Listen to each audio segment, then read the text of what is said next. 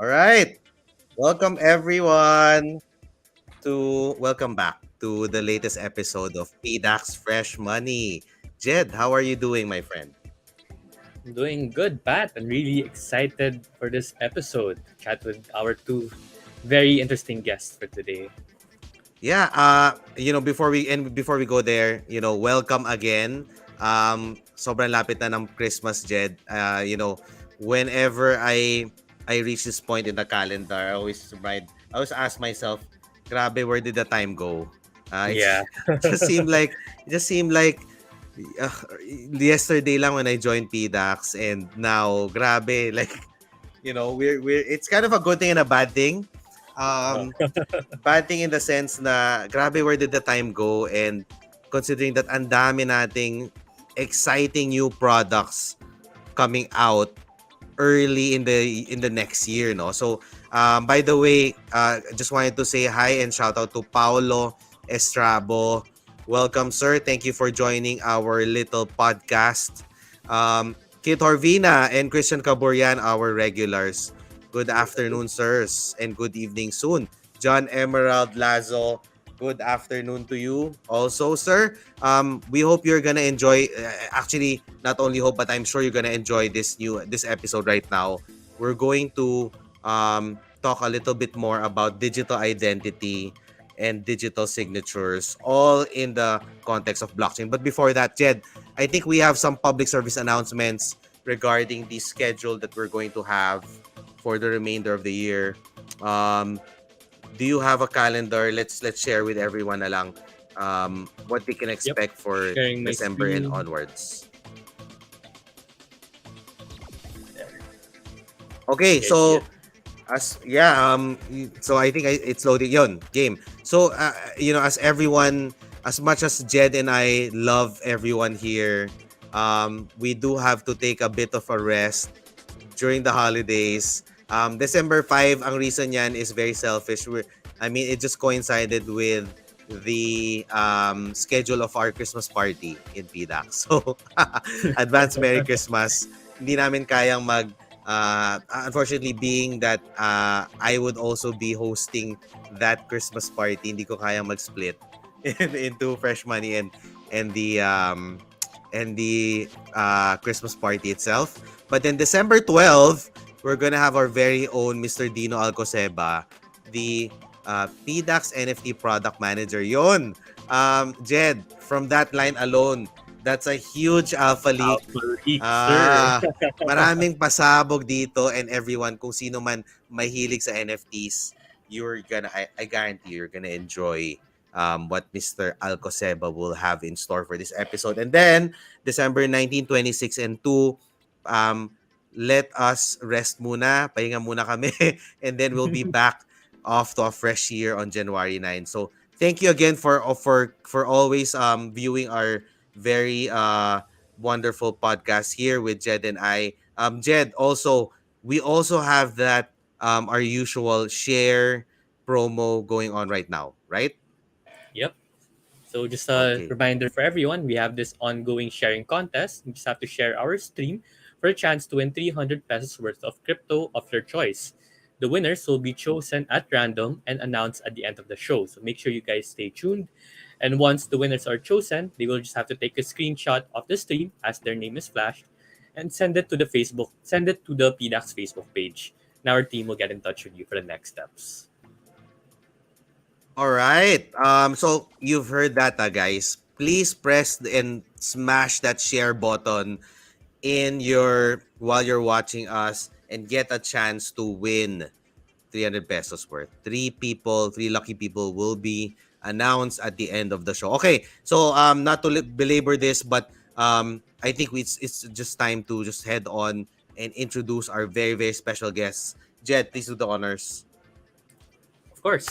So our guest today, what makes them very interesting is because they are developing a very practical product in crypto. They are utilizing digital identity within the blockchain. So I think this is one of the many more interesting use cases of crypto and Web3 in general, because it makes your much more easy to do transactions with different companies and to do government operations. So without further ado, let's welcome Charlie, the co-CEO of Twala, and Alex Quint, the CTO of Twala. Alright. Hello. Alex, Charlie, how are you? Parang ano lang parang kailan lang tayo nag-usap. How are you guys doing? Been a while. Good, good. Actually, may dance number kami mamaya ni Alex. Alam, meron ba? Same color. Ayun! Sakto for Joke lang. Christmas. Red for Christmas. Yes, yes. Thank, well, Hindi pinag-usapan. Hindi pinag-usapan yun, ha? So, nagkagulo na kami. Oh, red ka rin. thank you so much, Alex and Charlie, for dropping by. Actually, Tiwala has been in our radar for quite some time now, at least on my part and Jed's part, no. And actually, it's actually a breath of fresh air amongst all Philippine blockchain startups. Sasabihin ko na alam naman natin, karamihan diyan are mostly GameFi and Yeah. not this is not to demean them, right? I mean, it's just an observation na karamihan is mostly games and GameFi and guild projects. And bihira lang makahanap ng talagang a blockchain startup in the Philippines working with the blessing of the government to work on such a crucial problem as digital identity, digital signatures, and digital authority. No? So, and actually, secondly, I'd also like to commend beautiful name for your startup. Tuwala, Thank as you. in, Thank you. sobrang, sorry, this is a good segue also, but sino nag-isip ng Tuwala na name? It's actually Alex Jeff. yan. Yeah, si Jeff. Jeff The is CEO. The CEO. My co-CEO, Yeah. yeah. I see. Sobrang galing. Like, it's so, it just encompasses, and it's a sign of a good brand name. It in just one, whenever you hear it once, you don't need to explain it further, gets mo na kagad. But having said that, we should do a double click and deep dive on what Tiwala is. Personally, I've been curious ever since. I want to know what's under the hood of Tiwala. So first of all, before that, Alex and Charlie, I wanted to know, how did you guys get into crypto? How did you guys get into Tiwala? What was your story behind before Tiwala, before you joined Tiwala? Maybe Alex, we could start with you first. Okay. So the story behind Twala actually started way back 2018, 2019. So it's a very different landscape pa compared to what we have right now when we talk about blockchain. So back then, sobrang foreign ng blockchain. And funny story dyan, yung talagang pinakaunang-unang investment na nagamit ng Twala is worth 3,000 pesos. So doon nagsimula lahat. Okay? So yung 3,000 pesos na yon ginamit namin ni Edil, so he's also one of the tech co-founder, and I, to enroll on the Union Bank Accelerator Program. So we're actually one of the first batches no Union Bank Accelerator Program. And si Sir Jeff pa yung nag-sponsor ng laptop namin nung pag-enroll namin doon sa course doon sa month long course na yun. Then that's when we started on blockchain and crypto. So hindi kami nagsimula via trading, yung mga ganun, mga common entry points when we talk about blockchain and crypto in general. So we started head-on directly dun sa development of blockchain. So iniskipan namin yung trading part. And back then, like I've said, the landscape is very, very different. So when we talk about blockchain, very select few lang yung pwede mong makausap, mga communities, wala pa yung mga online communities about blockchain. So that's also a very challenging time for us while developing our MVP to educate yung mga potential clients namin and users. So what we did is after no course na yun, we actually won first place, by the way pala, doon sa accelerator program. And we have, meron kaming the choice doon eh. We either get hired by Union Bank to be, or UBX to be blockchain developers, or we start our own startup. So we chose the latter. So we started developing pa nun. Ano ba yung gusto natin gawin? Do we want a payment gateway? Gusto ba natin anong klaseng application of blockchain? Kasi by that time, kaka-learn lang namin ng blockchain. We're still not experts. So, we know it ourselves. So, parang kinakabahan pa kami to explore on the finance side. Kasi pera yun eh, di ba? Tapos sobrang bago pa ng technology. So it's very scary. So what we did, we started looking at other use cases of blockchain. And one of the first use case na ginawa namin ng prototype or ng MVP is regarding digital identities. So it's a common misconception kasi sa website namin, we're advertising Twala side, but it's a common misconception na Twala actually started as a digital identity.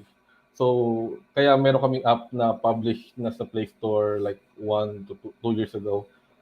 But when we developed the identity, the ID, may nag-rise na question. So, how do we get users use our app, yung Twala ID?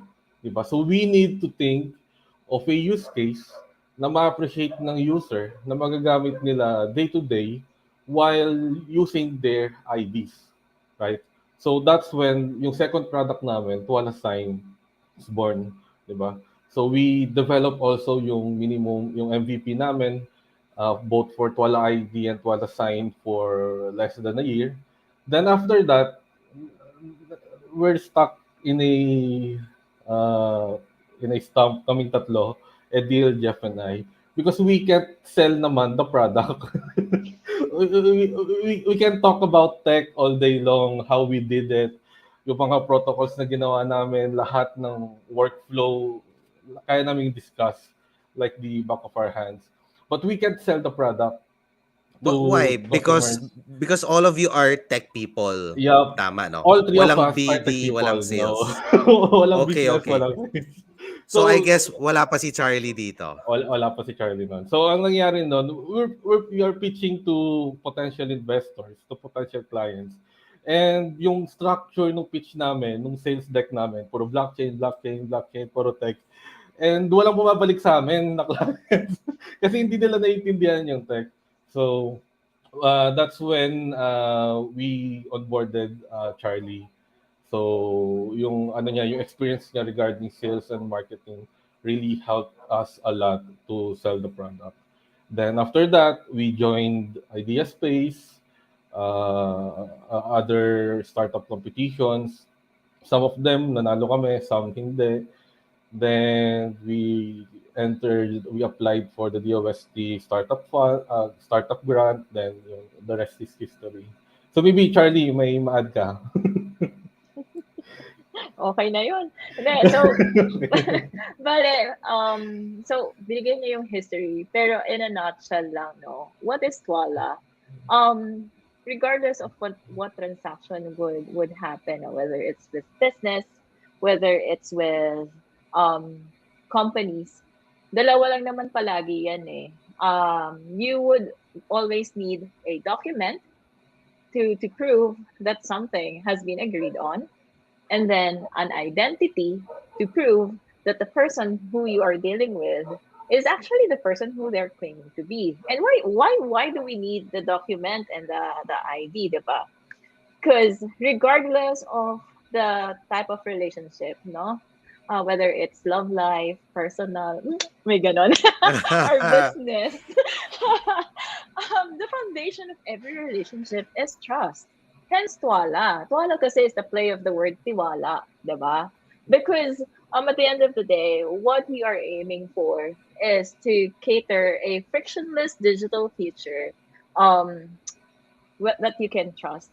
So, yun. That is Twala in a nutshell.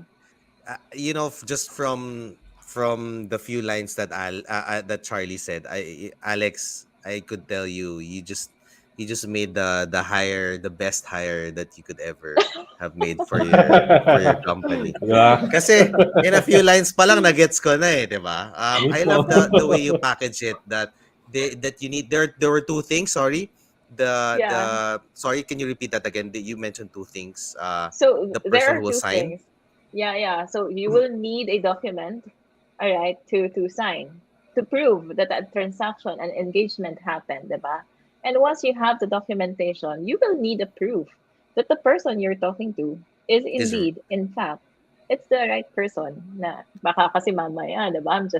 I'm just pretending to be someone else. So kailangan mo lang ng proof para kung ano man mangyari, magka-aberya man, you have you're covered.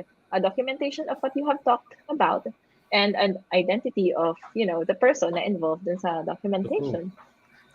This is a good ano na. This is a great this goes into the next follow-up question. By the way, everyone, just please, if you have any questions in mind, just type away in the chat box, okay? I'm seeing a lot of great questions. We're gonna get into you in a little bit. Shout out to Bo Valoria Zab, si Zab pala. Tiwala sa kalam.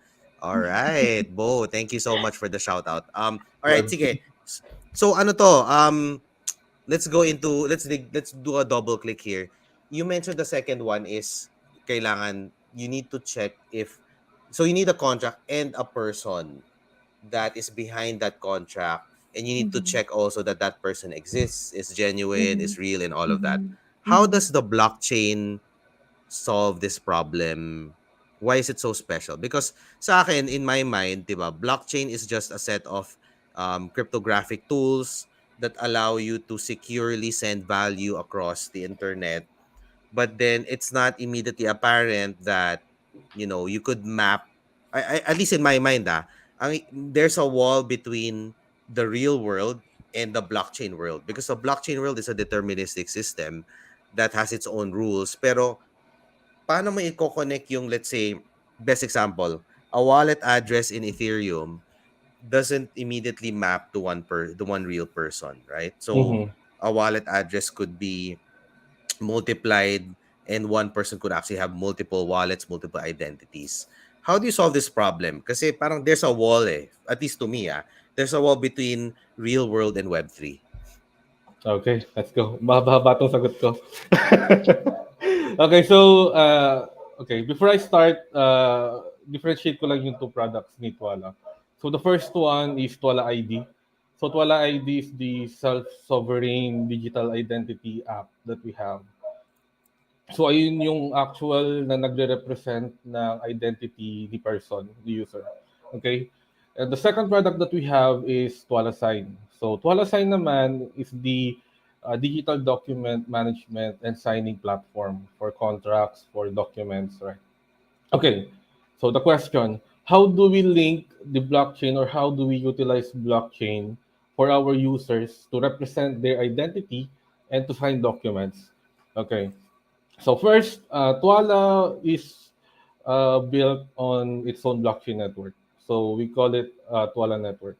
So Twala Network is is an Ethereum sidechain. So it's an EVM-based blockchain that uses click proof of authority consensus protocol. So let's just siguro di ko na elaborate pa yun, but it's a different consensus protocol than proof of work and proof of stake na instead of your staking computing resources or uh, cryptocurrency, you are staking your credibility as a node validator. So let's establish that foundation muna. And on that blockchain network, Sitwala network is anchoring or tethered to first Ethereum network since it's a sidechain. And we are also tethered or anchored to 60 plus different blockchain networks through one of our international partner, so Tatum. So you search them out, tatum.io. So Twala network is directly connected to Ethereum and 60 plus other blockchain networks. Okay, so that's the foundation. And on that foundation, the first pillar, Twala ID, is the self-sovereign identity. So the way how we link users to their wallet address is by using two different standards. So the first one is ERC 725, and the second one is by using soulbound tokens. So brief explanation about those two. So ERC 725 is a standard proposed by Fabian Vogelsteller. So sa mga devs dyan, you know Fabian as the developer or the uh, uh, nag-propose ng ERC20 standard. So he's the ERC20 guy. And he's also the one who wrote Web3.js. So the most commonly used Web3 library for interacting dApps to the Ethereum ecosystem, right? So he proposed the ERC725 to secure yung keys and yung key pairs rather the user directly tied to a single smart contract. Okay. So in Twala ID, let's define digital identity first. So when we say digital identity, think of it like a in Twala ID, it's a wallet, so it's a key pair. But think of it, analogy niya siguro as a empty canvas, a blank slate. Diba? So that's the digital identity. And in order for you to build your digital identity, we attach claims or credentials to it. Right? For example, UMID, SSS, PhilHealth, your KYC data, your Facebook account, your loaning history, everything, right? So anything that we can represent digitally, we can attach it directly, link it to that single wallet address. Okay. So the first technology that we use, ERC725, we use them to secure key pairs, in order for the users to use it on different use cases. So you can have a key for storing crypto. You can have a key pair for storing your SBTs and NFTs claim credentials. You can have a key for signing documents, right? And yung smart contract na yun directly linked to is it directly linked on a key pair na nagre-represent nung actual identity mo. So we call it the sole account. So yung sole account mo, doon nakalink yung smart contract ng ERC 725 and all other SBTs and NFTs that you may have. So going to the second technology, which is soulbound token. So soulbound token is made popular or mainstream by Vitalik Buterin. So one of the developers of Ethereum, right? So an SBT, think of it parang sister protocol siya ni NFT, non-fungible token, but it's not transferable. Diba? So that makes SBT a perfect standard or protocol for issuing non-transferable credentials or claims to an identity.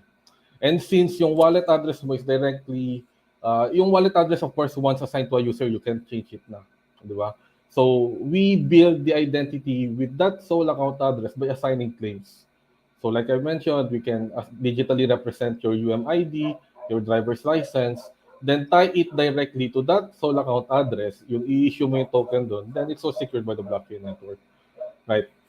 So that way, we now have a verifiable, traceable, non-editable history na claims and credentials na na-assign doon sa wallet address na nagre-represent ng digital identity mo ng isang user in the real world ng lahat ng digital credentials niya and claims.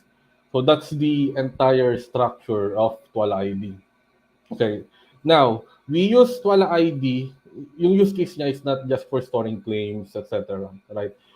Since it's also a wallet, so given that we can store cryptocurrencies and other ERC20 tokens, right? But using the same technology when we submit transactions on the blockchain, we sign transactions right before submitting it to the blockchain.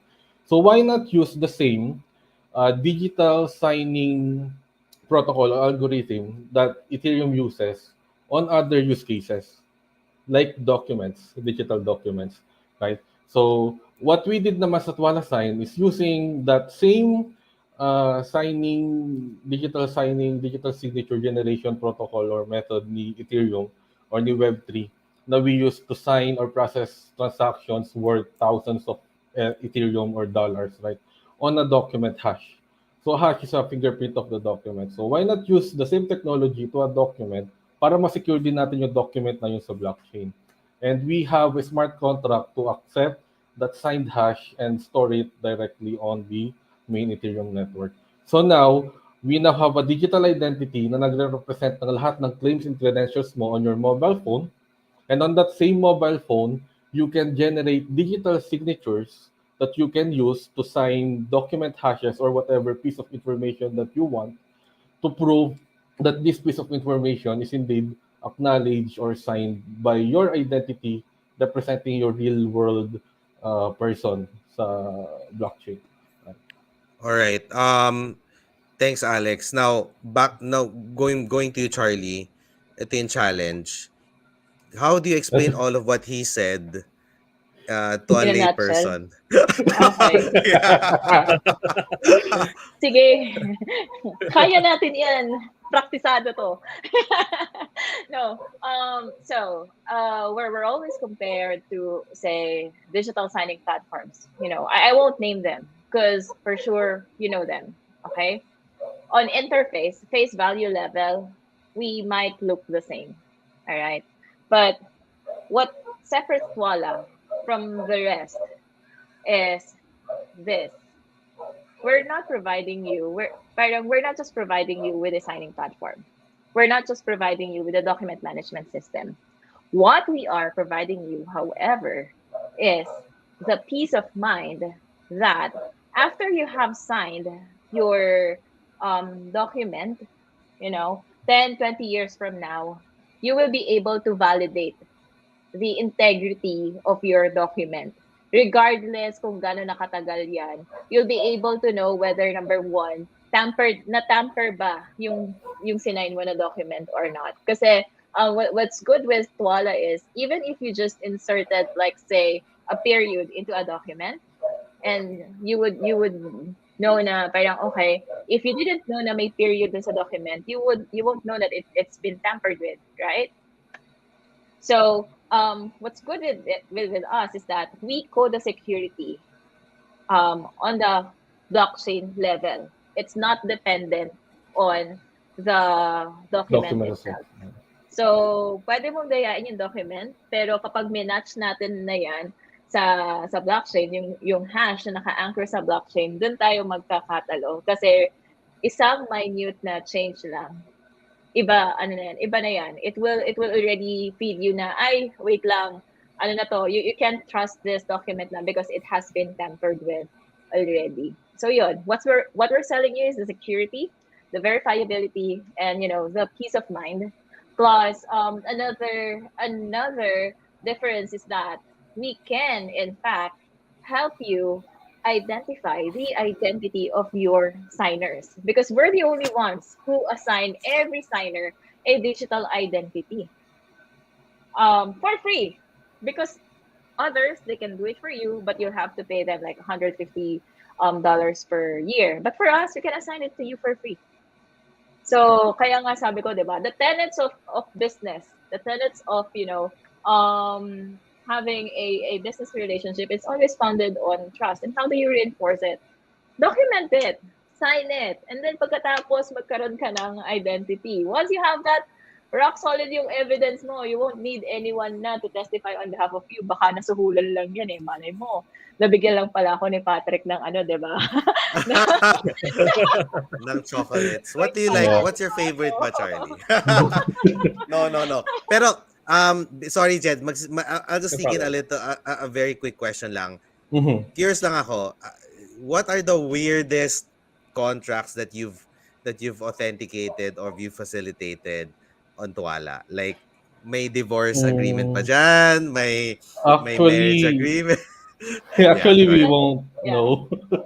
That's a very good question, Yeah, no? that's a Kasi very a good lot of question. people are very hesitant to use Twala.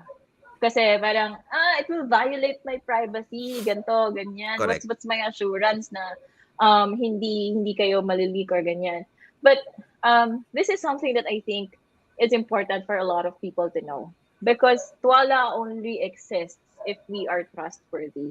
Kaya we are so gaga on making sure na lahat ng system ay secured. We even subject ourselves to VAPT. We have ourselves hacked so that we won't be hacked. Ganon kami Wow. kagaga. Yeah. We're not required, but we're we're protecting our credibility. Kasi nga, di ba, Twala. Isang Of pagkakamali lang, course. wala nang Twala. Yeah. So, and part of the, no, and part of it is we're not just legally, we're not just legally compliant. We're also security and privacy focused. Kaya nga, even with the ID, no, the identity is unang-una, it's consent driven. Anong ibig sabihin nun? Ibig sabihin nun, halimbawa, Jed, I would like to know your age, no? And through your Twala ID, bago ko makuha yung age mo, I will ask for your permission. Jed, can I know your age? And at any point in time, you can say no. If you say no, I won't know. And second, privacy focused. Meaning, if there are many ways for you to confirm whether you are in fact over 18. You can share with me your birthday, or you can pick from a range, or algorithmically lang mapuprove na okay, 18 talaga siya without you knowing anything. It will just feed on you na okay, Jen is in fact 18. Mukha lang siyang Paano 'yon? 17. Oo nga, paano kung young looking? Kunwari ako, I look like a minor, but I'm really an adult. Like Yeah, ano yeah, 'yon? yeah, Do you yeah. have some sort of facial recognition software No, ba? ano Okay. siya? Ganito. I think I know the tag na. Sige, go. Okay. Hoy, So, short yeah. lang ha. Okay, wait lang. Isipan ko na ng summary. Na joke. So, yung Twala ID kasi like I said is lang, di ba? Parang blank slate, so empty canvas. So, in order for you to have claims or credentials, you need to have an issuer give it to you. So, Twala ID kasi is not just the mobile app, okay? So, it's an entire ecosystem of issuers, users, and verifiers. So, yung issuers, before you can have your claim or credential on a specific use case, for example, a KYC claim, your national ID, they need to be issued to you by a trusted or verified issuer. Once na mabigay sila sa'yo, it will be represented by either an NFT or SBT issued on your account address, secured by the blockchain. And the metadata is, of course, since it's self-sovereign, it's actually not on our servers. So it's actually stored encrypted on a decentralized storage, so IPFS, na only you can access. Yung stored data na yun is encrypted, protected by multiple layers of encryption na only the users that owns the data can decrypt. So not even us, actually wala kaming pakialam doon sa doon sa pag-i-issue ng metadata ni issuer to user. So wala kami doon sa gitna eh. So they issue it directly via the blockchain using SBTs and NFTs. And yung metadata, si issuer yung nag-encrypt nun using using public key encryption exchange.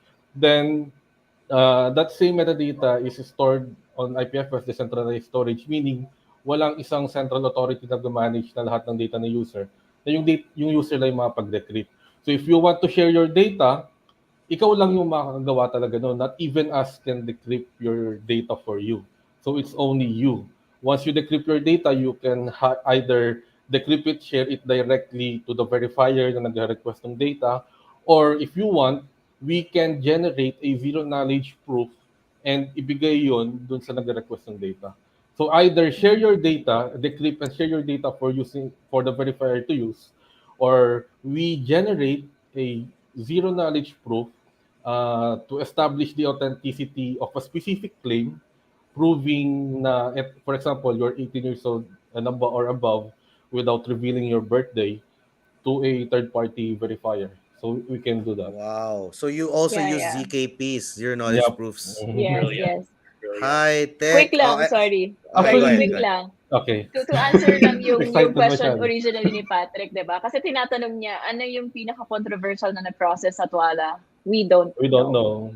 Because So what we oh, only store sa blockchain is the hash.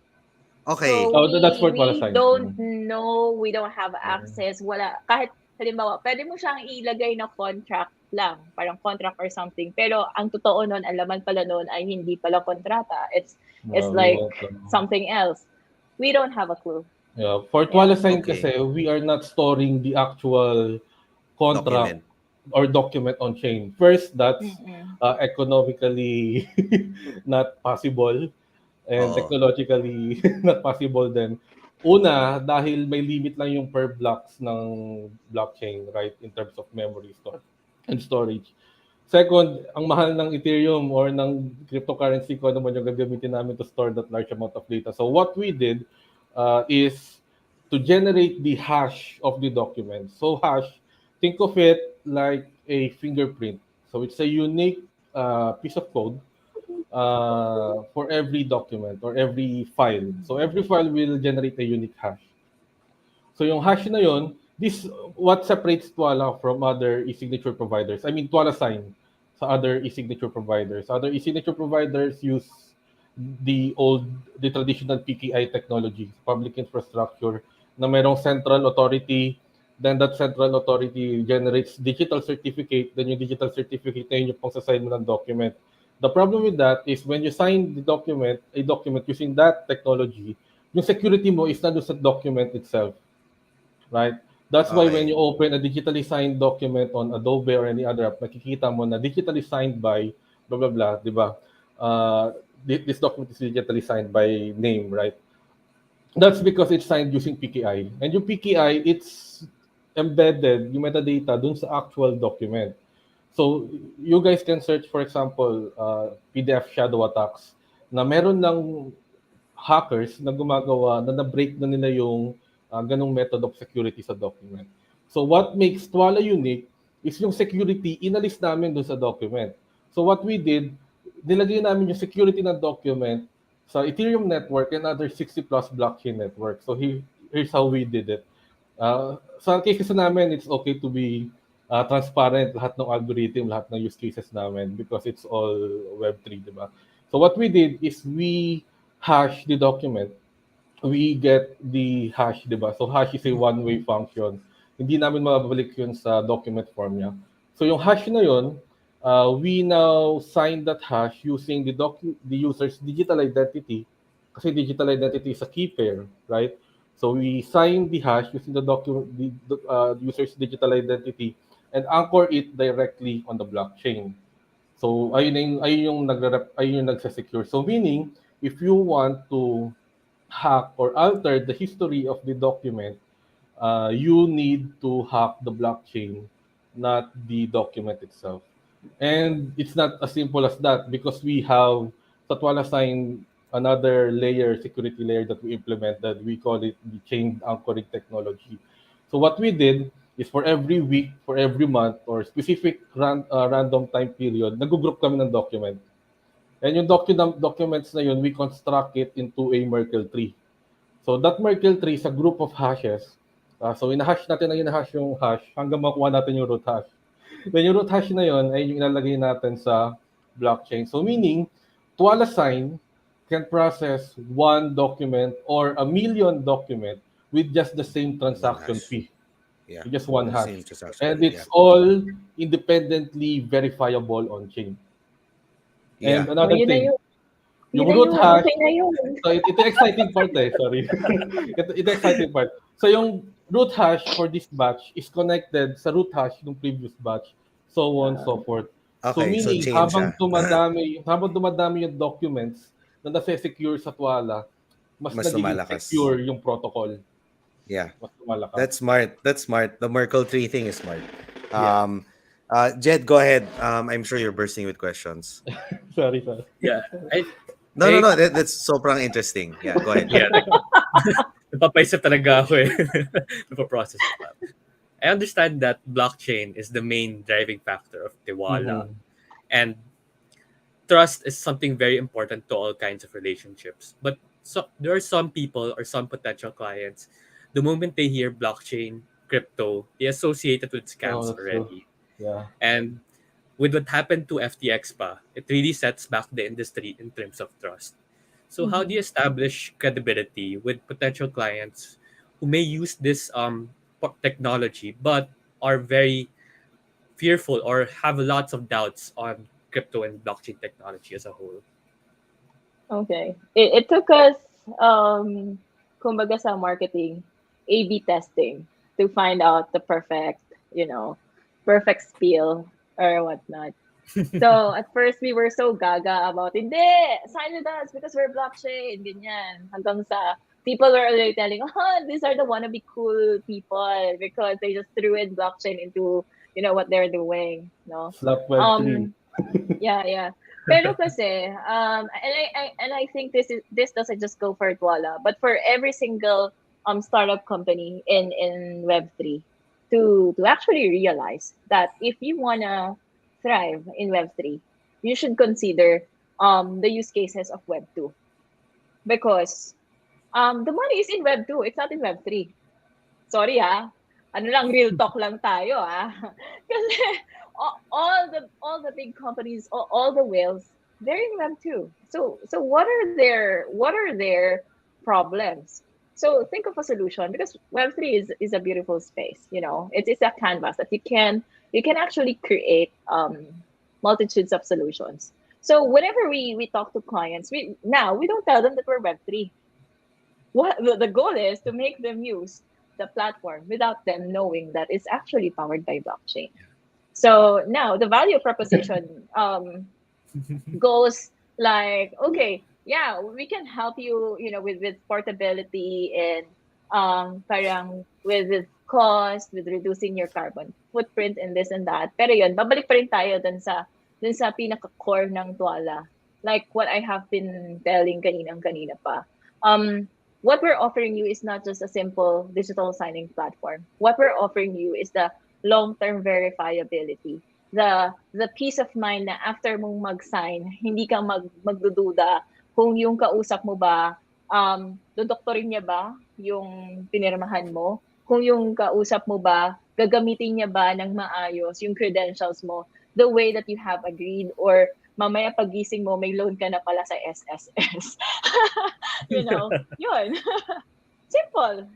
That's Yeah, how so we talk to clients now, and it's working for us. Yeah. so you focus primarily on the benefits of Tiwala rather Yeah. than communicating Yes. with your blockchain. Yo. Yes. So who are your Yes. current partners right now? Partners when it comes to like ano ba, customers ba or enablers? Wow, may Customers. qualifier. May category pa, no? Maybe we can start with customers if okay lang sa inyo. Okay. Sige. Ito, the very first paid client that we have is a law firm. They're Vigand and Partners. So a lot of startups sila rin yung law firm. So nakakatawa yung sa nakikita-kita kami. Oh, kay PR ka, no? Ganyan. So yun. And what's good with that is since we are in a legal tech, no? They actually saw the value.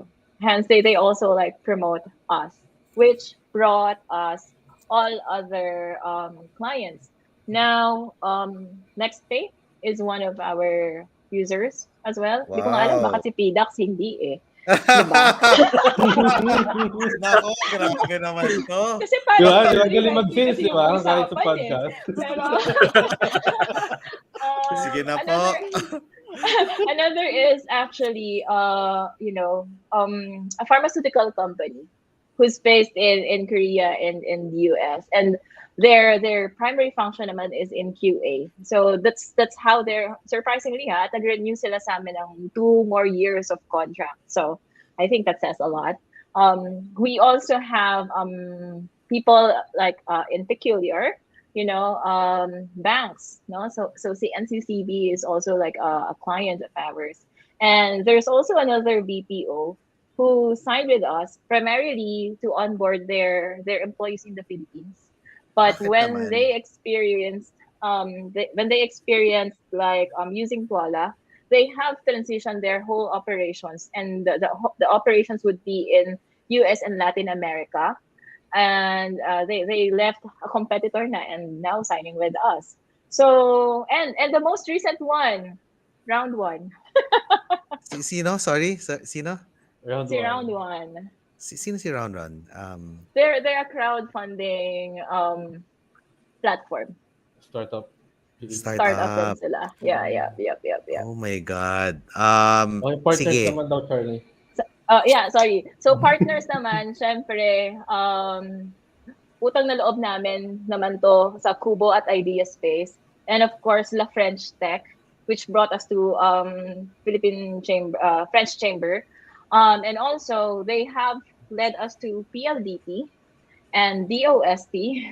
Wow, Yeah. Yeah, grabe. so andun yung support system naman namin when it comes to like, institutions. Yep. Okay, so coming from a customer perspective, magkano Yep. naman? How much will it cost to avail of your service? Tuwala sa'yo Okay. muna. So ano siya, we have multiple revenue streams, no. So for small medium enterprises, kasi what we charge users for is the ability to send out documents. So we have a forever free premium account. So you get um 5 free documents every single month. And then you also have like professional fee, which is like $15 per user per month or 150 a year. And then, we have the three, which is for 150, and then the six at 900. But for bigger enterprises na pumapasok na sila sa volume, so it starts at 5,000 US to 200,000 US annually. But of course, for the identity, ano yun, ibang usapan yun. So that's gonna be per verification Ka- transaction. Yeah. Come again, 200,000 US? Did I hear that correctly? Yes, 200,000 US volume. dollars? Yes, volume. Whoa. Okay. But But that's like a hacking. Ang dami mo ng ano nun. Ang dami mo na talagang pinirmahan nun. Sobra. I would think so. So I think the $15 is super reasonable though. So parang Oo medyo SaaS naman. model to. Yes, yes, SAS. I love it. So sige, we're a little bit nearing the top of the hour. So sobrang dami Yep, nating mga gandang questions. So if you don't mind, Jed, let's sure. let's hit the questions. All right. Maybe you could choose one. Starting with Kim Franks. Good afternoon. Tanong lang po, sino ang founder ng Tiwala? May gumagamit na ba ng app niyo? But I believe you answered the second Kami po question. yung founders. Yeah, live na po ang Live na. Twala, no. Live na. We have launched the beta since 2021, and we have users since last year. The Twala ID is still free. The version 2 will always be free, except if you are a business who would want to verify identities of individuals. Yeah. For Twala ID, it will always be free for users yung mobile app. So you can use it day to day. We charge dun sa nag-i-issue ng claim and dun sa API request via verification. But for users, it's always free for Yeah. Twala ID. Actually, mas maganda siya for users because every time that someone would like to verify your identity, you'll get rewarded. So, ngayon, i-wish mo na natawagan ka ng tawagan ng mga kumpanya. Yeah. And actually, Twala ID, since it's an ecosystem, di lang siya usable sa Twala Sign. If other software companies want to integrate like a blockchain-powered login authentication, they want to create an account, parang scan ka ng QR code, marireuse Asset mo yung KYC management. data mo. Yeah. So, Yeah, asset maraming use cases for it. tokenization. Yep. Here's a bit of a technical question from Chele Luren. ZK Snarks. ZK Snarks po ba? Or Snarks Yep. ang gamit? Gulat ako ZK dito nga eh. Snarks. Ano ang Snarks? sige, Snarks daw, Snarks. Snarks. Okay. Snarks. I don't wanna do as like the inner nerd inside me is pressuring me to ask a follow-up question, pero in the spirit of of time and not to alienate si Charlie here. I'm gonna Thank restrict you. myself. Kasi DIY na lang. I've been reading about Starks pero wala akong alam about Snarks. But anyway, Yeah. sige. Okay. Refrain. Sige. High level ka Chris- na siguro. So actually, sorry. Go lang, Alex. Go lang. United na lang. Okay. So, ZK Snarks and ZK Starks kasi is parang same sila na non-interactive zero knowledge proof. Magkaiba lang yung way nila to dito on how they process yung ZKPs. But Twala uses ZK Snarks. So if Nice. you guys want to do some further research, I suggest yung ident tree protocol. So, yun na lang Sorry? siguro. I Ident3 protocol. Para sa mga viewers natin na gustong, so we modeled yung ZK Snarks use case namin sa Ident3. Ident3. Okay, got Identity. it. Okay. As in three, letter three or three as in Toyo? Number 3. Number three. Okay. Ident three. Got it. Got it. Sige.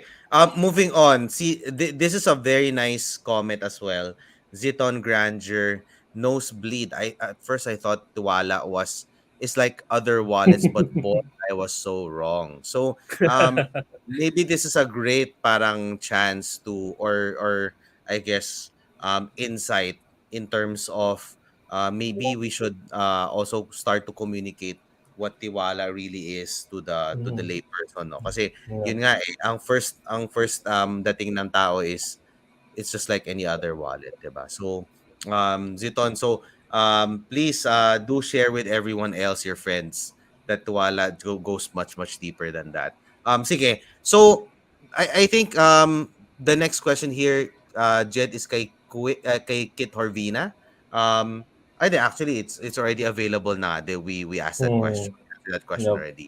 He was asking if Tuwala sign in and IDs are already available for public consumption. Okay. So thanks so much for your questions. Please keep them coming.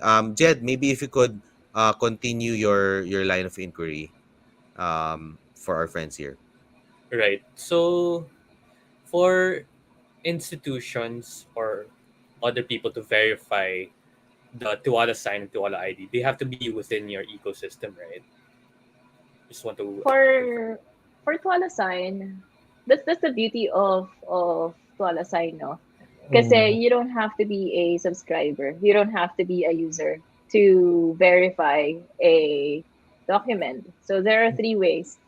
If you print out the document, there's a QR code at the end of your audit trail. If you scan it, it will tell you yung document specifics, like the name of the document, who are the signers, when it was signed, ganyan. On the other hand, if you have the soft file, all you have to do is go to twala.io, click on verify document, upload it, and then in a matter of a second, kung flash na sa'yo yung proof na totoong na-sign siya within Twala. And dahil na nga nasa website siya, you don't have to, log in anything. But if you're already inside your dashboard, there's also a verified document there wherein you can upload, do the same thing. Yeah. For Twala ID, Paul, paano daw Okay. mag-verify ng Twala ID? Okay, so for Twala ID, since Twala ID is an ecosystem, diba? So for Twala ID, there are two ways. So una, if you're an issuer, you can join the ecosystem by, we're still fleshing it out, but right now, staking a certain number of Twala coin so that parang ano siya, parang stake mo siya if ever the issuer did some fraudulent transaction, we can slash that coin dun sa wallet niya. So basically, what the issuer does is they issue the claims and the credentials to the user, and it's encrypted. So may nabasa ako na question about data privacy. So once a claim is issued to a user, it's actually protected by multiple layers of encryption. So RSA, AES, and ECDSA encryption algorithms. So what happens there is basically skipping all the tech part. Only the user na inisyuan ng claim yung makakapag-decrypt lang ng data niya, right? And that's it. So yung verifier naman dun sa ecosystem, it's they can join or request users data, users claim in two ways. So a Web 2 approach and a Web 3 approach. So dun sa Web 2 approach, it's the common API calls, right? Parang if you want to request for a claim, just send an API call, then pupush ng notification dun sa mobile app ni user. User either accepts or approves or denies the claim request, then mabibigay yung data if nag-approve siya. Second approach is by Web3 by interacting directly to the smart contracts within the Twala network. So two ways. So one for the traditional Web2 companies and one for the new Web3 companies. So we're not viewing kasi as Web 3 versus Web 2 eh, kasi it's not that. So, we want to power Web 2 if they want to go Web 3. Because right now, Web 3 is still developing, right? So, Web 2 is still there Yeah. to stay. So, it's not All Web right. 3 versus Web 2. I totally agree. Mm. Here's another interesting question kay Kim Franks. If there will be a hack in your app and all data were leaked, how will you justify the incident to regulators, especially the National Privacy Commission? Okay, so first, clarification. So it's actually a very nice question para ma-introduce yung more technical aspects ni Twala ID. So Twala ID is entirely self-sovereign. Meaning, Twala servers, yung mismong ecosystem, I mean yung servers ng Twala ID, we are not storing any kind of user information, as in zero. Ang naka-store lang siguro doon is yung sole account address mo, which is public, and by the way. So, yung parang public address mo sa MetaMask, just to know where to send the notification, di ba? But for the actual personal identifiable information, it's not stored on our servers, right? So, like I've said, those information, those data, once the issuer issued it dun sa digital identity mo, only the user can decrypt it. So if I go to more technical details, we're using RSA encryption, meaning we can use the user's public key para yung private key lang ni users yung makadecrypt ng data. So siguro hanggang doon na lang. Then, meaning once the issuer issued you the data, not even us, Twala, not even the issuer can decrypt the data. So yung data mo is between yung nag-issue sa'yo and your actual data stored not on Twala servers but on decentralized storage na encrypted na walang ibang makaka-decrypt but you, right? So entirely self-sovereign, non-custodial. So So you're the web saying device. that if there were a hack, hindi malalabas yung data because it's all encrypted. Actually, kahit ma-hack yung Twala servers, ang mawawala lang is yung push notification sa mobile app na may nagre-request. So, Nice. Okay. yung actual data mo kasi, it's encrypted on, actually, yung SBTs and NFTs na ini-issue using Twala ID, kapag private yung claim, wala kang makikita doon. Makikita mo is encrypted na data. You can't read it. You can't decrypt it without the user's private key. And yung private key Grabe. na yun using ERC-725 is secured on the user's digital identity. So meaning, even if the user themselves trinay nilang i-deny yung data, they can't.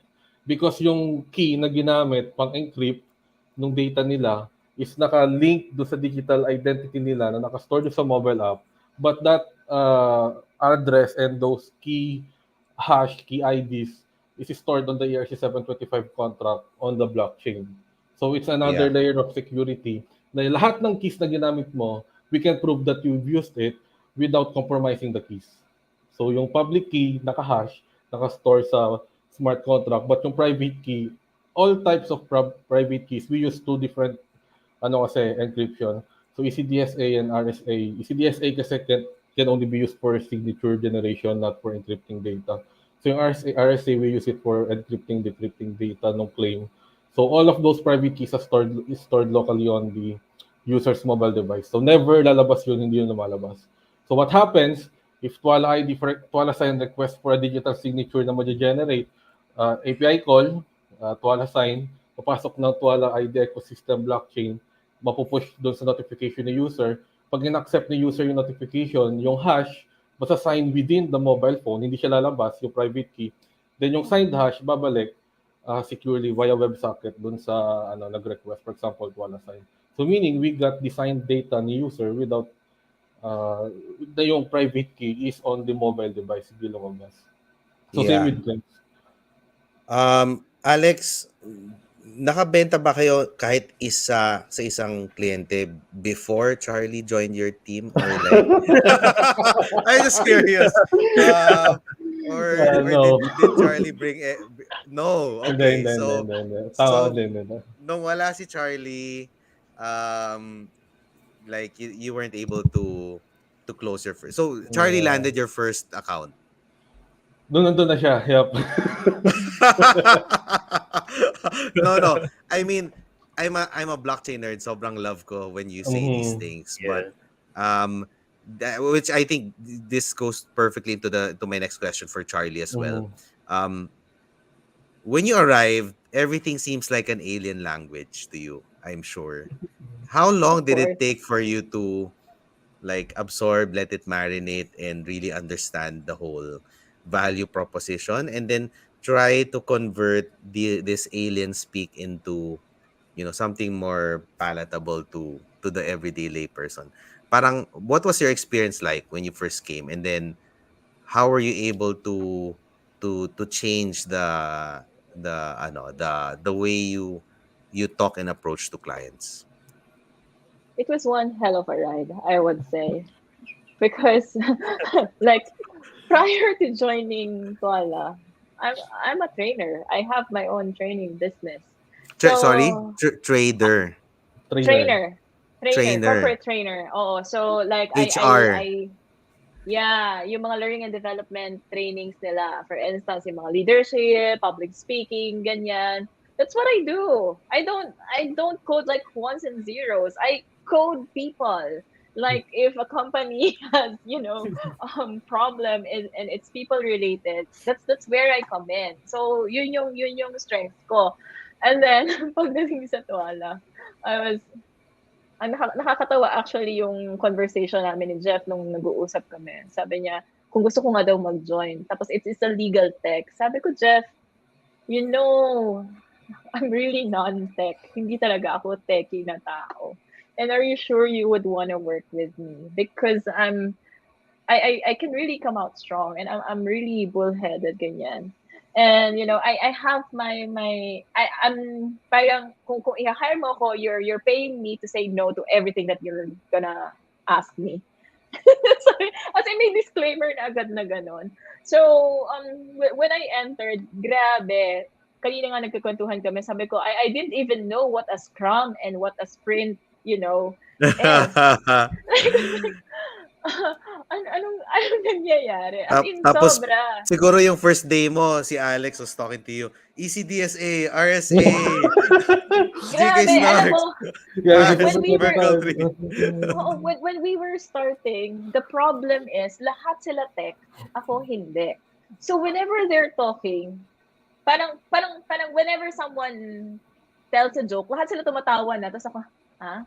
Ano nangyari? Grammar joke pala. No? Oh, parang, ay, may joke pala. Grammar. Ganun. Ganun siya. As in, sobra yung adjustment. So parang, I was telling them now, parang the moment that I think that I am understanding, may bago na naman lalabas na protocol, ganyan. So it's another thing that you have to absorb. Plus, hindi lang, what's unique about Twala is it's not just a tech company. You also have to be familiar with all the JDAOs, with the e-commerce and the circular whatever. You also have to understand that because at one point of your discussion, you'll be talking to government offices who are parang highly encouraged to follow the law or Yeah. lawyers, diba? Or tech people. So I think what really helped me is yung thinking ng training na no matter how complex an idea is, I have to be able to break it down into bite sizes. That's why I keep on experimenting even with my pitch. Alam mo Yeah. yun, parang okay, parang hindi nag-work to. So balik natin dito sa ganyan. So it's a matter of trial and error, and siguro through time na rin nagkaroon na rin kami ng understanding ni na Alex na parang especially kapag may bago kasi when I entered, ang focus namin is sign. Now we have ID.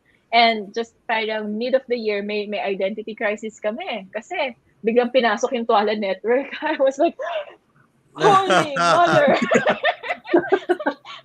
Alam mo Oo yun? nga, Parang may kasi, Twala kasi network when, nga. yeah, kasi when Alex was researching on the network, I think he poured into like 2 weeks ba? 2 weeks yata yun ng R&D for Alex and the Hindi team. matagal. 6 months. Oh, pero yun, Mm. pero when we and that was the time now we had to like present to an accelerator program, and I have to present because ako yung nasa Pilipinas, and they were like giving me crash course. I was like, guys, Hindi ko naman sabi ko, kaya mag-pitch. you know how unfair it is for me. I So, have to suddenly absorb everything, chunk everything, ganyan. So what really helped is the back and forth with Alex, and hands up naman ako kina Alex for giving me always the crash course whenever I need to understand. Kasi sabi ko, kung aasahan niyo ako na basahin lahat 'yan, na wala naman akong solid na tech foundation, no way, kayo na lang 'yan. So, so my hack is them. Like I asked them, okay, so ano to? Pag hindi ko pa naintindihan, o sige, ulit pa ulit. Ulit pa ulit, ulit pa ulit, ulit. Hanggang sa, okay, i-recite ko sa kanila yung pabalik, o tama ba or mali. Kasi sabi ko, you have to check me because, like, I have, parang engagements and whatnot, and I don't, parang, my disclaimer always is, and you have experienced this, that I am the only non-tech person. So I will be able to, present it to you in a very layman's term without using all the jargon. And parang kaya may disclaimer na ganun because there might be things na hindi ko siya fully na-grasp at medyo sumablay ako. At least alam mo na it's from I'm not saying na I know everything. So yun. I hope that answers your question. Yeah. So yeah, Kim Franks has another question. Last question na daw. So how will you market this app to the Philippine government for government transactions to be made easy and accessible to government officers? Ang I think juicy Charlie yan. naman. Charlie question. Ang juicy naman ng tanong. Okay. Um, okay. One of the uniqueness again of Twala, and I keep saying on uniqueness because I think for the region, iba, sobrang konti lang na nagtatrabaho sa government tech because it's not easy to, work with the government.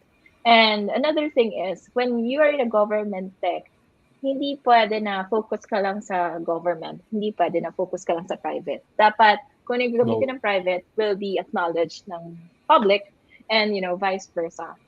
Um, what really helped us and pivoted and paved the way for us is the grant fund, the startup grant fund of DOST Fishered.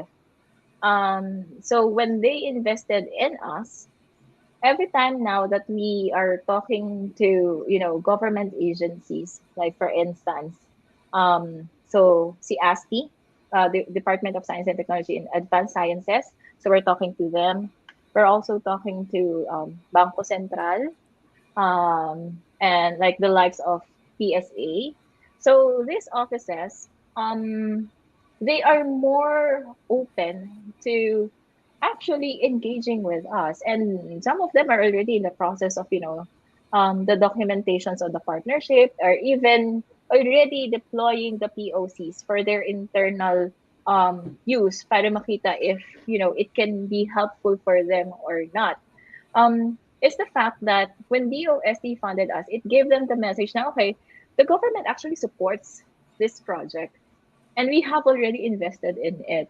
So why not already capitalize on this one? Plus, the good thing about the timing now is that the government is really hammering on e-government, meaning digitization, digitization, digitization, because what they wanted to do is to cater services in a much efficient and a much faster way as before. Kasi, di ba, no matter how progressive the private sector is, kung hindi masasabayan ng bilis ng government to, hindi rin magpa-progress yung economic growth. So, whenever we talk to governments, we always tell them, hey, so these are the laws, no? So you have your ARTA and you have your COA saying na you can use digital signatures. Number one is the PNPKI, which is the old technology, or any digital cryptographic signatures.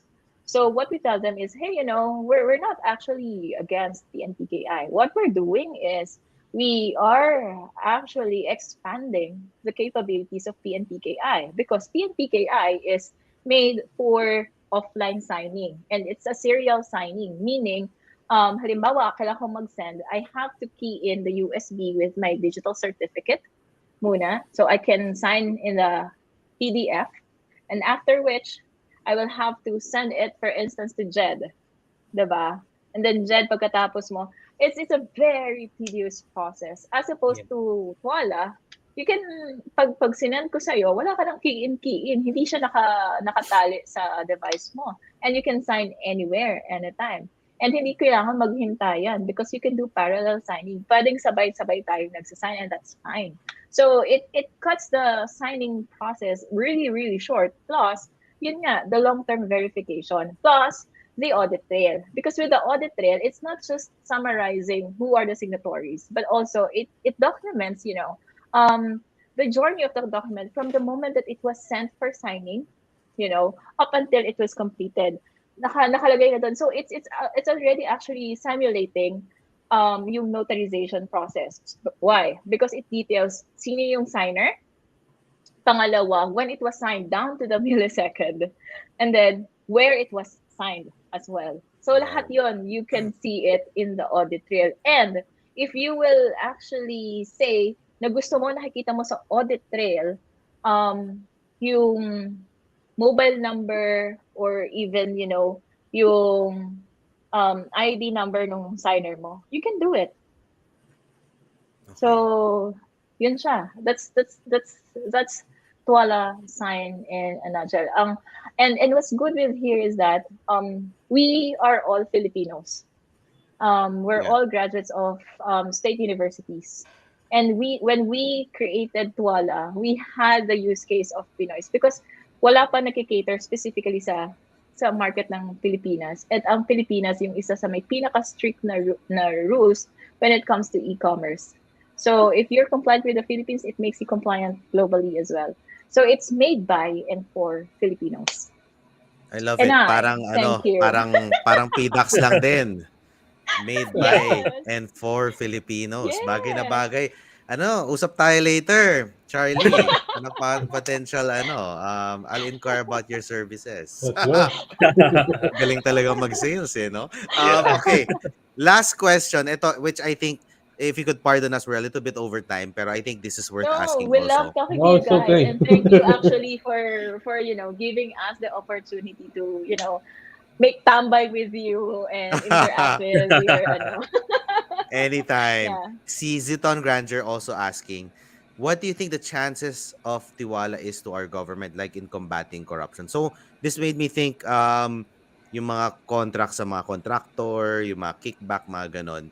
Does it have some application with Tiwala specifically for corruption? Ako ba dapat sumagot nito?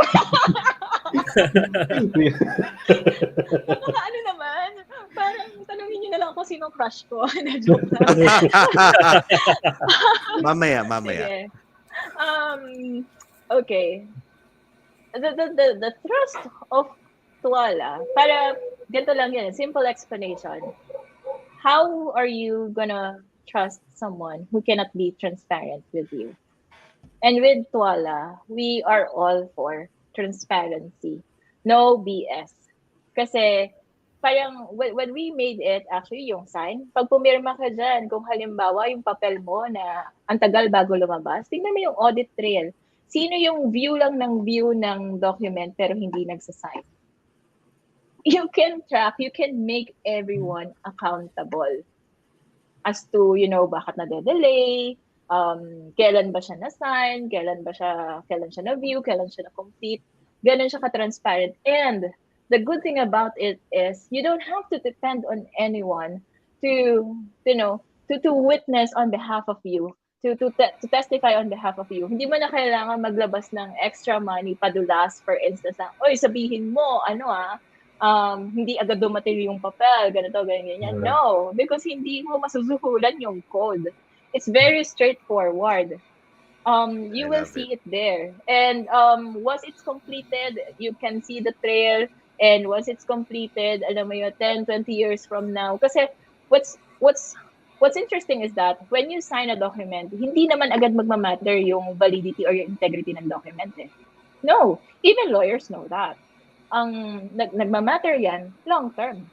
Like Yeah. 10, 20 years from now, pag medyo, ay, yung kapartner ko, sumasablay na sa deliverable na, sandali, bisitahin nga natin yung document. Then, that's the time that you Yes. revisit it, di ba?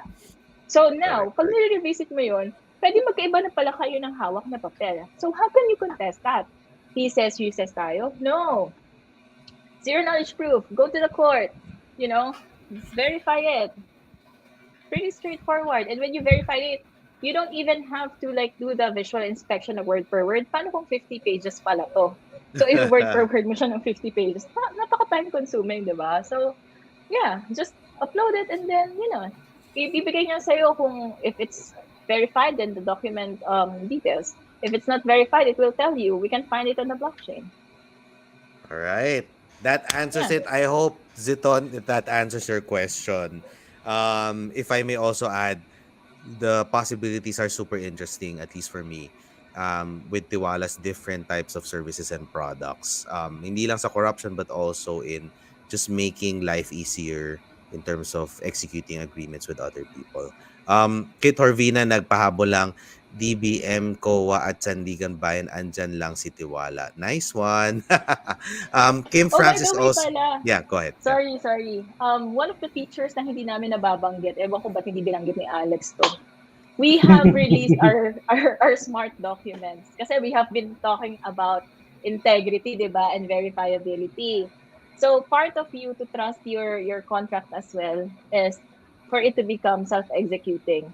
So now we are letting you sign your contracts. Smart contracts siya, basically, that is attached to your DOM PDF. So once you sign it, so self-executing na siya. Kung kailangan na kita mabayaran, then it can facilitate it for you now. But it's in Gets. beta. Yeah, but yeah, it's there. So like an actual smart contract. Yes. Yeah. I love it. Sorry, That I caught you, Patrick. No, Sige. no, it's okay. Ano lang, I was just gonna point out na yung follow-on committee Kim, he's saying that ganda nito para sa transactions sa gobyerno, especially mga transaction na ginagawa ng taong bayan, especially government documents. Yes, you got that right. And I guess before we end this whole exciting and amazing show, at least for me personally, what can we look forward to from Tiwala? So you mentioned um your self-executing contracts. Besides that, any other exciting things that we can expect from Tiwala in the future? Pa-alpha leak naman dyan. Paul, ikaw na Okay, muna. okay, game. First, yung we will be releasing the public beta of Twala ID version 2 before this year ends.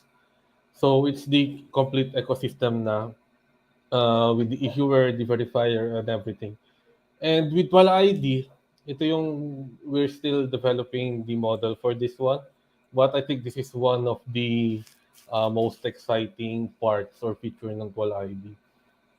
Diba, the current model that we have right now for Web2 companies that holds your information, diba, when they have your info, they can basically do what they want with your information. Sa mga viewers natin dyan or within ourselves, diba, who among you guys received a random text message na they know your name, they're offering you for a loan, for a promo, di ba? So, and you're wondering how they got your data. That's because some of the companies that you entrust your data with actually sells your data. Diba? And we don't know it. So the problem is, di natin alam ngayon kung nakaninong servers na yung mga data natin. So with Twala's sovereign ID, we give the control back to the user, di ba? So why not also give the user the capability to earn by sharing their data, but this time with their own consent, right? So this is a model that we're still developing since we have the infrastructure ready naman na, which is the Twala network. So we can easily issue coins, right? So we're still modeling out the tokenomics or the mechanism.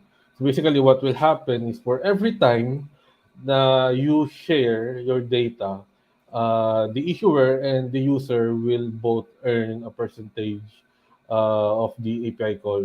So magbabayad si verifier doon sa API call, and the percentage of the earning will go to the user and to the issuer na nagbigay ng data.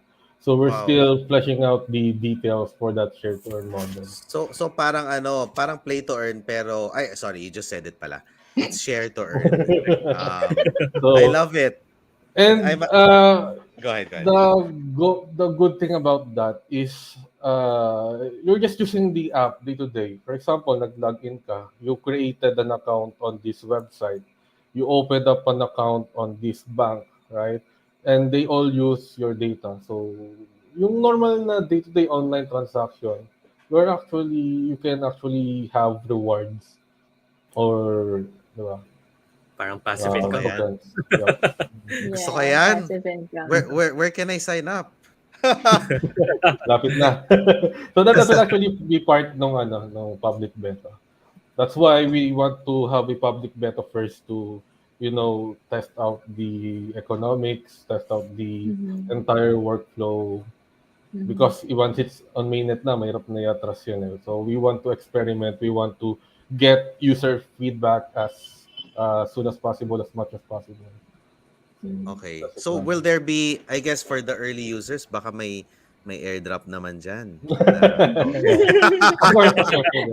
Kailangan pa natin mag-usap para sa airdrop.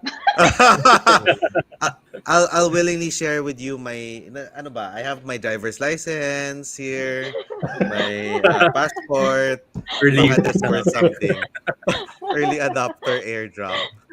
Anyway, it's been a pleasure, guys. I'm just gonna for our usual ending routine. We ask our special guest actually a very special question. Jed, go ahead, please. Right. So far, who and what are you most thankful for in your journey? We can start with Charlie first. Who and what am I thankful for in my journey? I think I owe it basically to my team in Twala, no? Because being a CEO, a female, Wow, I love it. female COO She. and yeah, CEO and a female co-founder. It's not easy because um number one, wala kaming pattern. Alam mo yun, wala kang, ay, ganito yung ginawa niya, so ganito rin yung gawin namin. So, for us, it's purely experimental. Wala rin mentors. Specifically for women, no? So, I really owe it to them to also be where I am right now. Especially kasi parang in the startup industry, konti lang yung female founders. Mas konti sa Web3. As in, I have been attending, alam mo yun, events and sobrang lucky ko na kung may makita ko, uy, hi! Alam mo yun, another girl, ganyan, diba? So, yeah, they have made my journey, easier. And I also owe it to our enablers because they have connected us to different partners who are now exposing us to different mentorships, different kinds of support apart from the financial. So yeah, there and to who I owe it, diba?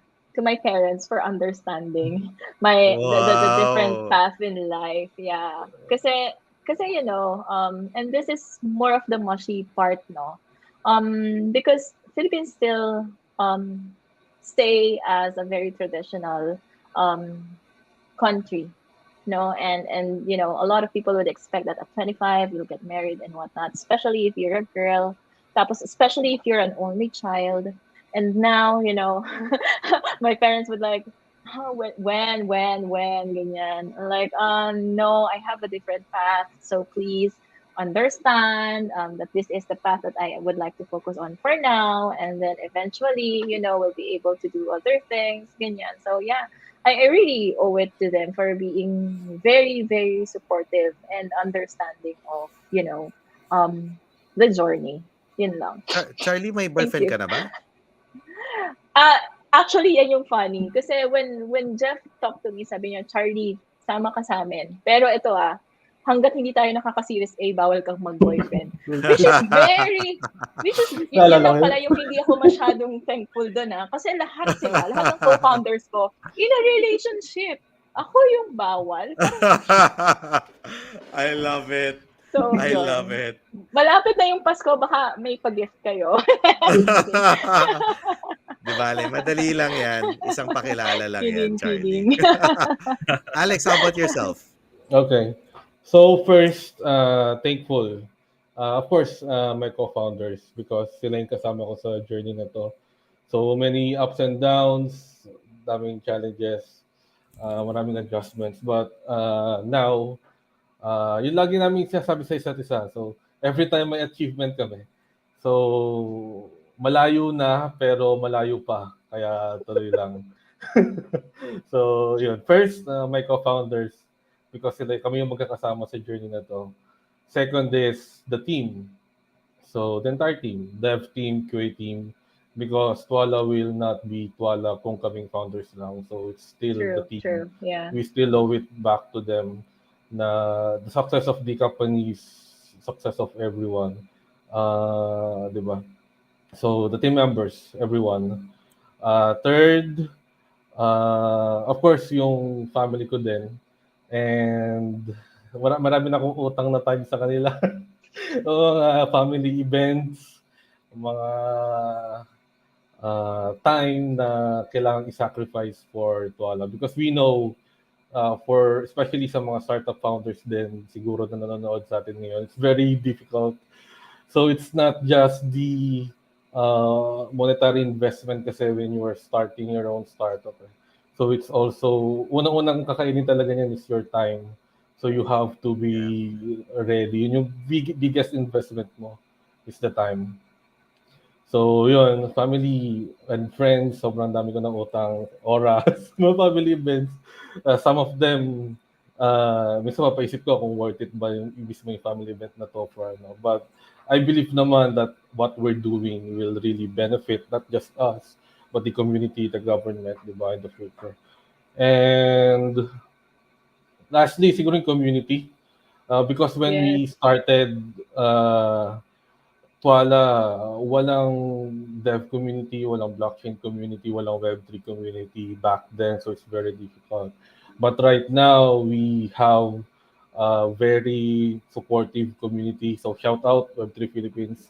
Dyan. So sa mga programming, development, so sobrang marami ka nang pwedeng pagtanungan, marami ka nang pwedeng hingan ng tulong, you can share back.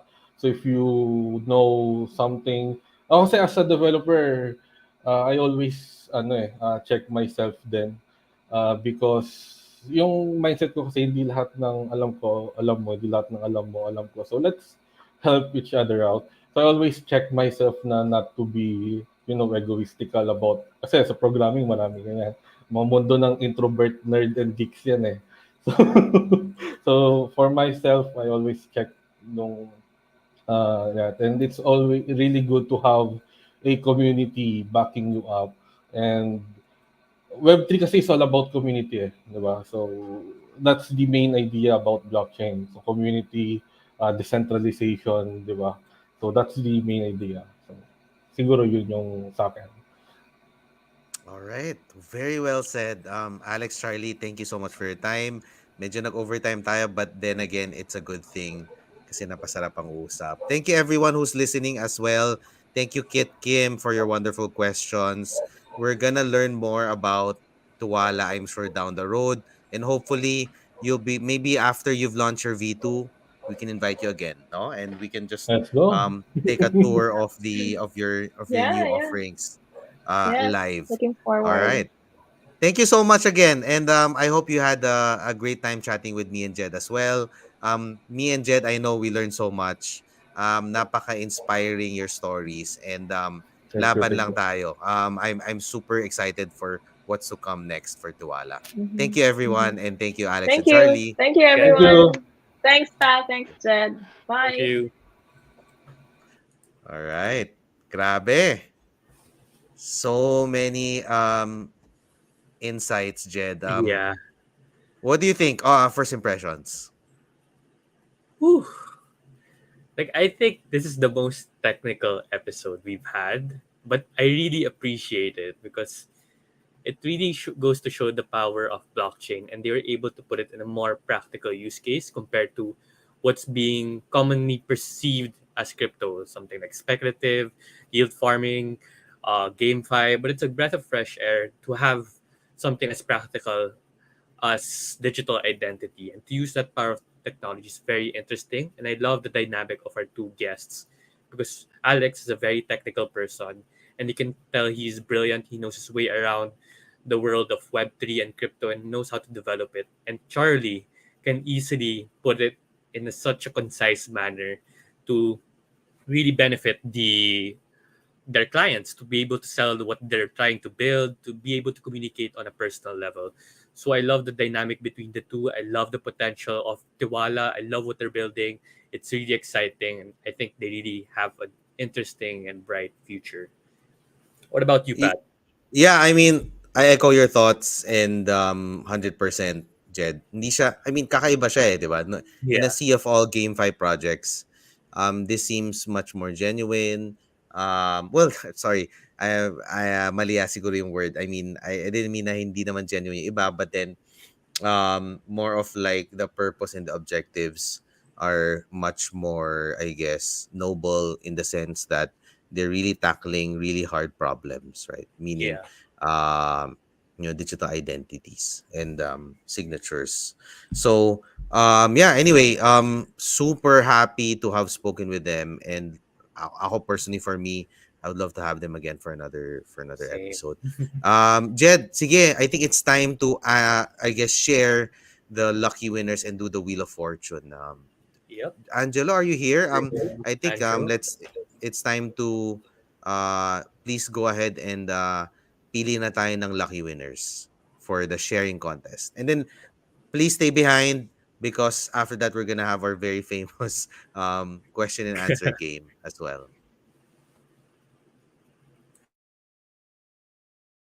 All right. Game, Angelo, Wheel of Fortune time.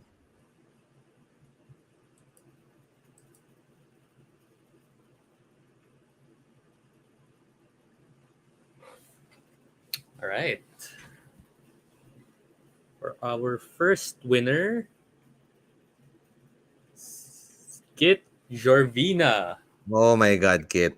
Congrats. Congratulations, Kit. Screenshot lang and PM our Facebook page. All right. Next one.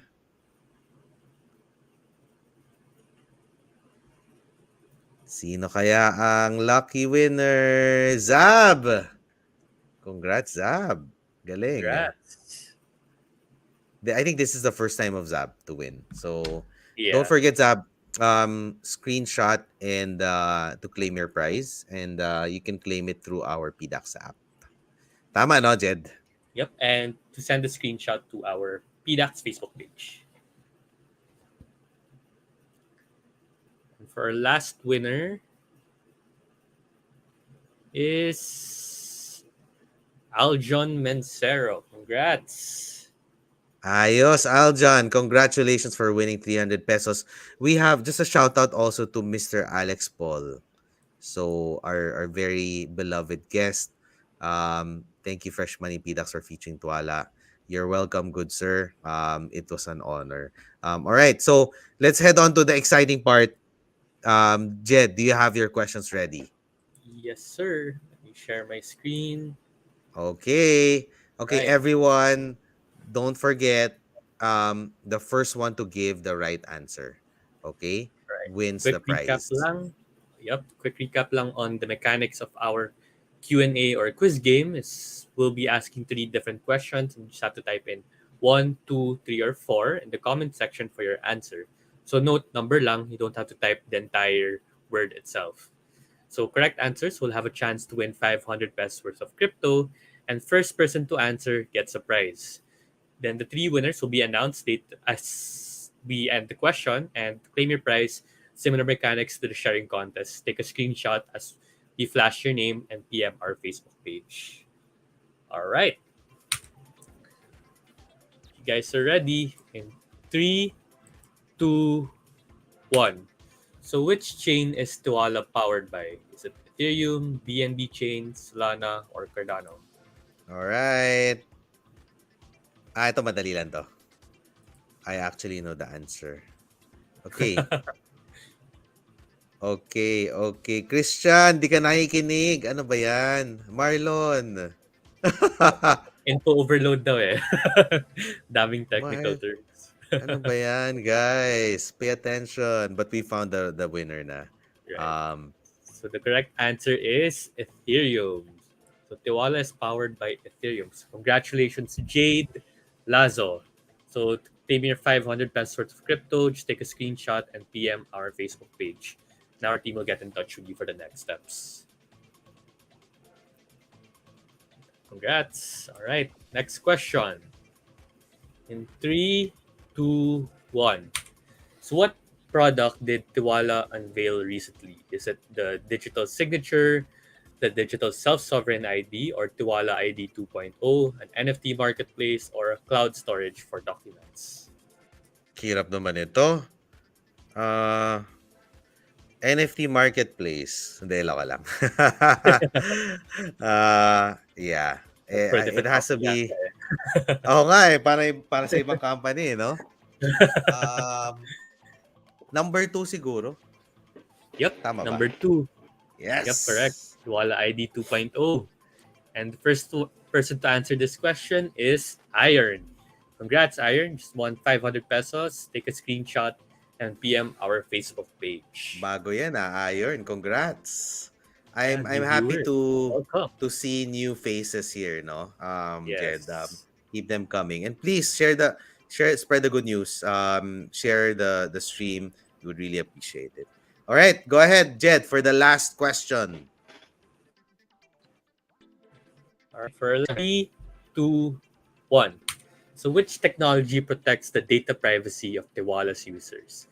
Is it NFTs, blockchains, zero knowledge proofs, or smart contracts? Mahirap this is a naman bit- yan.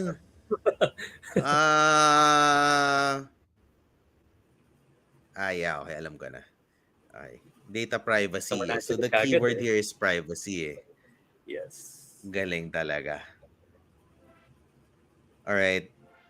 Christian, mali. You're not paying attention. Grabe, no? Ang kulit kay Christian. All right, the correct answer for this question is zero knowledge proofs. The first person to answer this is Mark Chua Perez. Congratulations, Mark, for winning 500 pesos. Take a screenshot lang and PM our page. All right. So that wraps it up. Everyone, congratulations for winning the prizes. And please don't forget to keep on sharing our podcast and sharing it to all your friends. Spread the good news. I think next week, Jed, reminder lang po, we will not have a fresh money episode for next week, December 5. Babalik po kami next is December 12. Monday. That's the next Monday from now. Please tune in. Christian, I will require attendance. Pag wala ka, magtatampo ako. December 12. Attendance yan. Medyo medyo importante episode to. Not only because it's the last show of the year, but also because we're gonna talk about something very close to us, no? So we're gonna invite somebody from our own team on the NFT side, and we're gonna talk about something very special that we're about to launch next year. So please tune in. Maraming pasabog, and also, nga no, that's a good idea, Jed. We need to give parang kind of like a perfect attendance prize. You know, pag 'di ba usually pag sa school, Yeah. the most punctual or the perfect. Sino kaya mananalo, no? Joke Alam na lang. natin. Alam na natin. May isang araw na lang siya kailangan i-attend, which is December 12. But anyway, thank you everyone again. Sobrang thankful kami ni Jed sa inyo for always tuning in. Kit, thank you so much for always tuning in too. Alam ko, mahirap ang quiz ngayon. Mahirap nga talaga. But Sorry, guys. I guess that's Jed's fault entirely. But then, diba, it's much more fun if it's more challenging. Thank you again, and we'll see you December 12. We hope you had a great time tonight. And Jed, Always a pleasure, and I'll see you again very soon next week. Cheers, Yes, guys. sir. Cheers. Enjoy the Cheers. holidays. Bye bye. You too.